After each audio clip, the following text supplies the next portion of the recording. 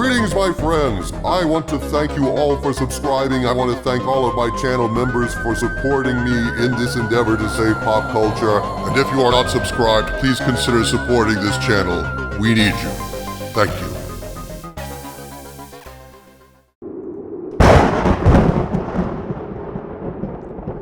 Castle Xenodoom. This is my mighty fortress from which I fight to save pop culture at the center of the earth, built atop an abandoned alien base that is still functioning after 65 million years. Or at least, I believe the base to be abandoned. While I've never seen an alien here, I've only been able to explore about 20% of this vast complex, and strange things keep happening. I have a lot of single socks whose twins have gone mysteriously missing, and I swear I had 3 bottles of Elijah Craig small batch bourbon, but 1 bottle has gone missing. Also, someone started recording Vanderpump Rules on my VCR. I am disturbed, but I press on, fighting to save pop culture nevertheless, and today, even as I'm hearing something that sounds like Justin Bieber singing Brand New Key in the style of Charles Nelson Riley echoing up from the bowels of the base, I bring you disturbing news about what's happening at Lucasfilm. Greetings, my friends. I am Dictor Van Doomcock, the future ruler of Earth, and I have been provided with some allegations by my Hollywood spies from a source claiming to have knowledge of what Kathleen Kennedy is planning for her alleged Rey movie. This supposed Rey movie was announced by Kennedy at Star Wars Cremation 2023, an announcement that sent Star Wars fans into panic and disarray. And yea, verily there was much wailing and gnashing of teeth as people were grabbing their asses and singing the Pepto-Bismol theme song in reply. Nausea, heartburn, indigestion, upset stomach, diarrhea, indeed. Did Barry Manilow write that jingle? No, I think it was Satan, actually. Justin Bieber. Gotcha. The reaction among Star Wars fans to Kennedy's announcement was not good. It prompted me, along with the last wretched season of The Mandalorian, to declare Star Wars is dead until actually physically proven otherwise, a declaration that seems to be borne out by the horrible ratings for Mando this season. Kennedy even trotted out Daisy Ridley herself on stage like a sacrificial poodle to the slaughter. Wait, sacrificial poodle? Don't you mean sacrificial lamb? What's the difference between the two? When you cut the poodle's throat, you toss it through a hoop. Ta-da! Overture, curtains, lights. Exactly. Now, even as poor Daisy Ridley basked in the applause from all the fevered Reylos in the audience, the Hollywood press expressed skepticism regarding the announcement. The Hollywood Reporter and Variety both published pieces critical of the announcement, and while the reality of this so-called Rey movie remains debatable, there is no doubt that Kennedy is desperately trying to push this damn thing into production. She's still giving interviews about her so-called plans for Star Wars moving forward, regardless of whether or not Iger is on board for this latest cash bonfire.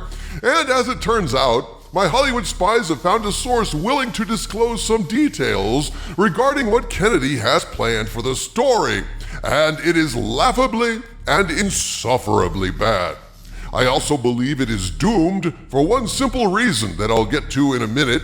Any Reylos watching should put their helmets on just to keep your heads from exploding as I piss all over your parade. Unfortunately, Reylo helmets have cracks in them, just like in Kylo's helmet. That means the pee-pee will leak through. Who cares? They're Reylos. A little pee-pee in the puss might make them wake up and smell the urine-scented coffee, right, Anlanders? But I digress. At this point, I must state that the information I'm about to present to you is information provided to my Hollywood spies by sources claiming knowledge of the information, but since I cannot personally verify this information, I am presenting it as unverified rumor, and I ask you to please take it with a grain of salt. Apparently, Kennedy is doing her level best to rush this Rey thing into production in order to force Iger to extend her contract as Lucasfilm president yet again, despite her constant failures. Now, according to my Hollywood spies, This Rey script is a project that Kathleen Kennedy has been pitching for years to no avail. According to my spies, quote, "The Return of Rey, TM, only has a rough draft of a script. To be clear, it's based off a script called The New Order that has been turned down multiple times and allegedly rewritten multiple times. We have more details on this. We want to dig a bit more, and it will be in a future report," unquote. Well, dig my Hollywood spies did, my friends, and what they uncovered is, well, remember in Time Bandits when David Warner blew up, leaving a lump of pure evil behind? This story idea is kind of like that. So buckle up, folks. This is pretty disgusting stuff. Summing up what this source told them, my Hollywood spies state, quote, "Want to say this up front. We talked it over and decided to go ahead and send what we have. If you wish to sit on it, that's fine, but just in case, here it is. Somewhat unverified. So as you know, what everyone that has talked to us about KK has been constantly saying, KK wants to make Star Wars in her image and basically erase George. Well, according to this new walk-in, there's a new plan, and KK is desperately trying anything and everything to stay at Disney at this point. So what's the new plan? Disney cannot remake the original version. They can't do anything to it, with it, etc. So the original trilogy is safe. But the plan is not to remake the original trilogy, but replace it. This is what we've been told from this news source, and they had details, a good deal of them. And while we remain skeptical of this source, there is something familiar about what they told us. Warning, the following is unverified. We don't endorse this, but we still think we should bring it to you. The source tells us the latest draft of this script is the following. Ben Solo didn't die in Rise of Skywalker. What we saw was a Force projection, like Luke. Ben and Rey settled down on Luke's farm, and Rey gets pregnant with twins. The movie shows them both being born, and their names are a girl named Leia and a boy she names Luke, unquote. Whoa, what the actual fuck? Is this a joke?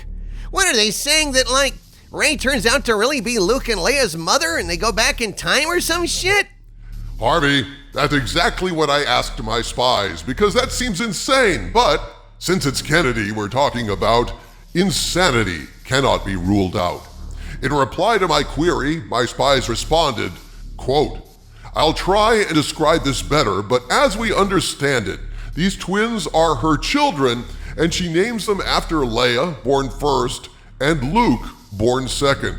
As we understand it, Leia will be the light side child, Luke will be the dark side child, and there's more, and it gets worse. But as I said, we want to do some digging before giving it all to you. To continue with the original report, my Hollywood spies tell me that after they show Leia and Luke being born, the script, quote, jumps 15 years later. Rey has been training both, but she's concerned with Luke because he's always angry, unquote.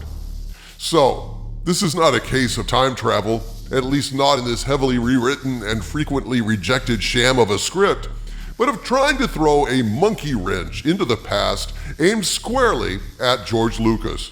I mean, what a swell way to confuse future audiences. Which is the real Luke? Which is the real Leia? The difference is obvious to us real Star Wars fans at this point, because we still have memories and functional brains, but future generations exposed to this substandard garbage first, before the original trilogy, our Luke and Leia won't be their Luke and Leia. Oh, excuse me, moving forward it will be Leia and Luke, folks, since Leia is born first. She's born first, and she represents the light side of the Force, meaning, of course, Lilith Fair and The View, and Luke represents the dark side of the Force, meaning, of course, the patriarchy, getting shit done, and being able to change tires. In short, all the terrible mansplaining things of life.